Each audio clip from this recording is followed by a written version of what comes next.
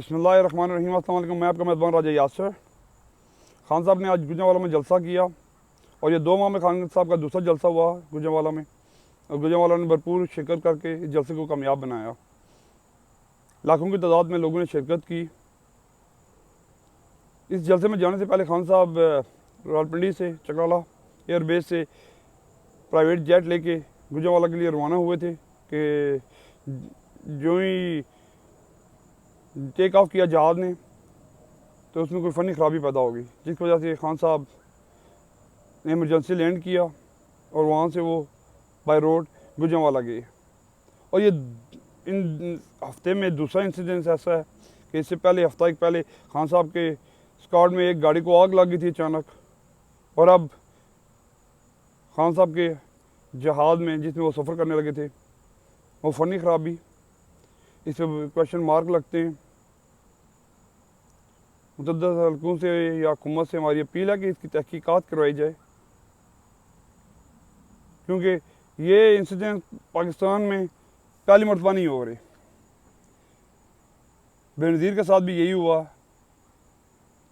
उनको भी थ्रेट से, जैसे खान साहब को थ्रेट से, ज़ियाउल हक साहब के साथ भी यही हुआ। और इसके अलावा मुतअद्दिद हमारे बहुत सारे लीडरान ऐसे हैं सियासी जिनको कभी दहशतगर्दी के नाम पे और कभी उनको किसी ने आके गोली मार दी। इसी तरह एक और जैसे हारून रशीद साहब ने भी आज से 2 हफ्ते पहले बताया था कि पेशावर में भी एक बंदा पकड़ा गया जो खान साहब को कत्ल करने के लिए आया हुआ था, एक दहशतगर्द। और खान साहब की जान को इंतहाई ख़तरा है। बहरहाल अल्लाह पाक खान साहब पे रहम फरमाए, और हमारी गवर्नमेंट को, हुकूमत को चाहिए कि खान साहब की सिक्योरिटी को बढ़ाया जाए।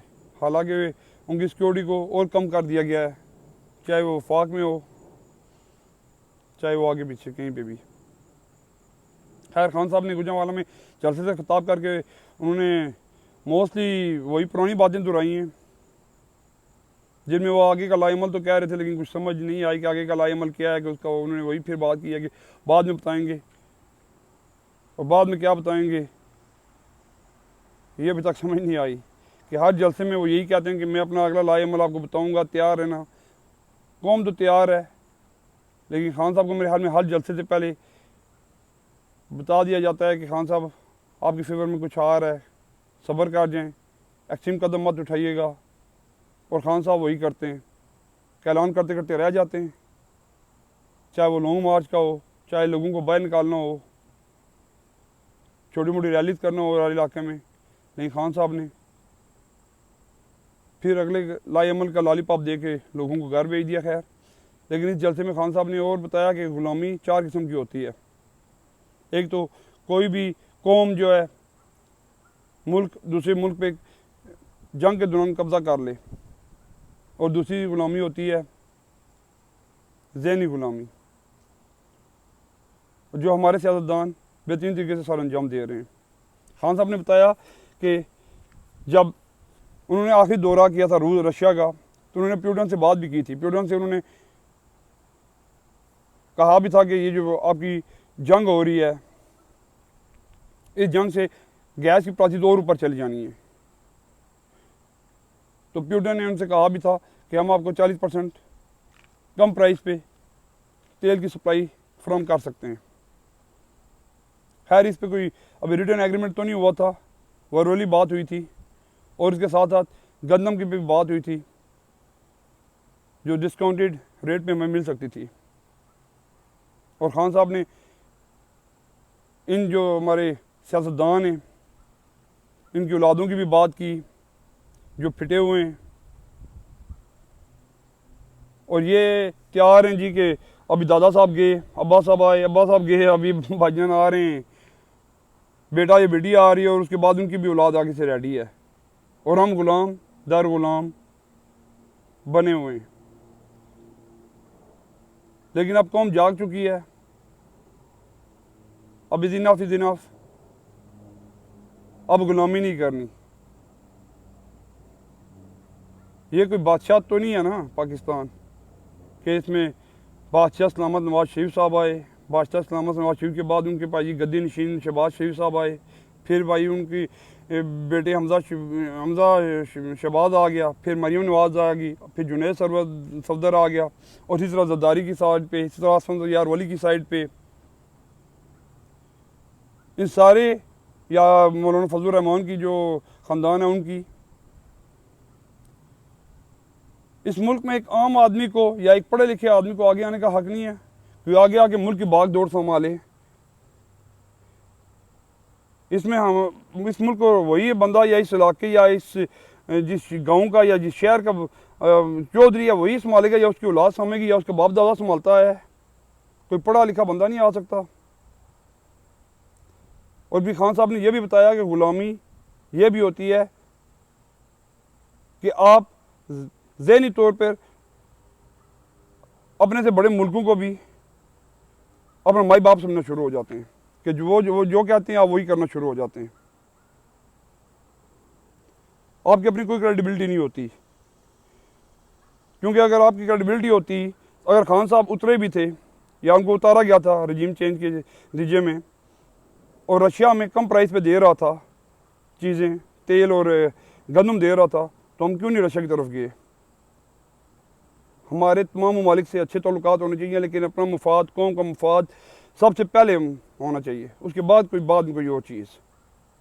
लेकिन हमारे यहाँ पे वफादारियाँ पहले होती हैं, और वफादारी कौम के साथ नहीं, मुल्कों के साथ, और वो भी उन मुल्कों के साथ जिनको वो अपना आका समझते हैं। क्योंकि अगर ईरान से आज 40 ट्रक टमाटर और प्याज के आ सकते हैं, तो ईरान से क्या तेल नहीं आ सकता। बाकी अगर ममालिक से आप वो चीज़ें मंगवा सकते हैं जिन पे किसी को फ़र्क नहीं पड़ना, तो वो चीज़ें मंगवाएं ना जो हमारे मुल्क में सबसे ज़्यादा चीज़ यूज़ होती है। और वो क्या है? तेल। वो क्या है? गंदम। और तेल जो है हमें इस टाइम सबसे अगर सस्ता पड़ सकता है तो ईरान से ही पड़ सकता है, या रशिया भी दे रहा है, और डेफर पेमेंट पे भी दे सकते हैं। यहाँ पे अगर हमें सऊदी अरब अगर डेफर पेमेंट तेल देता है तो कम से कम हमारे 4 तो डेलीगेशन जाते हैं, उस 4 डेलीगेशन पे ज़्यादा पैसे लगते हैं कौम का। उसके बाद उनके मिन्नतें तरले, फिर उनके शुक्रिया जो होते हैं, फिर उनको अकोमोडेट भी किया जाता है कि आओ जी शिकार करो जी, याशियाँ करो जी, और फिर चले जाओ। क्योंकि ये तो पाकिस्तान तो एक ऐसी जगह है कि यहाँ पे तफरीह के लिए सारे लोग आएँ, आके घूम फिर के जाएँ, मौज मस्ती करके जाएँ, किसी को कोई परवाह नहीं।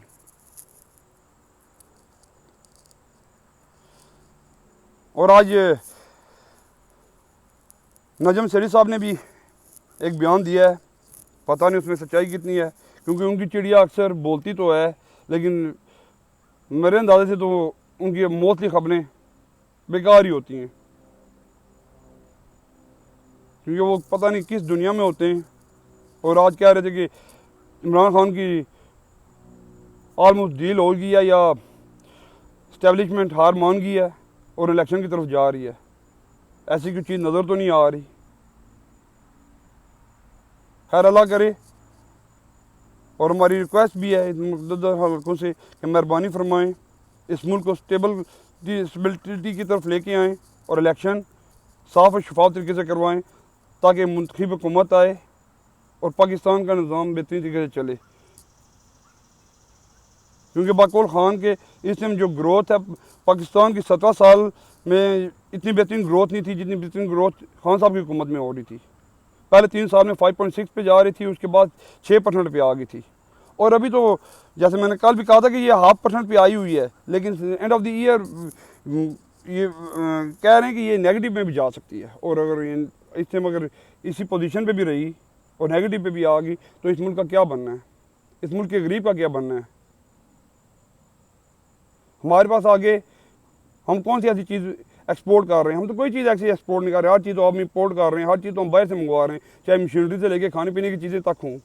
एक्सपोर्ट तो हम खाली बंद ही कर रहे हैं, और ओवरसीज़ पाकिस्तानी कर रहे हैं कि जाओ भाई बाहर जाओ, काम करो, मजदूरी करो और पैसे भेजो। और खान साहब ने भी ओवरसीज़ पाकिस्तानियों को सरमाया कहा है। बहरहाल सरमाया प्रूफ भी करें तो बात बनती है। चलें, आप सबका देखने का बहुत बहुत शुक्रिया। अल्लाह हाफिज़।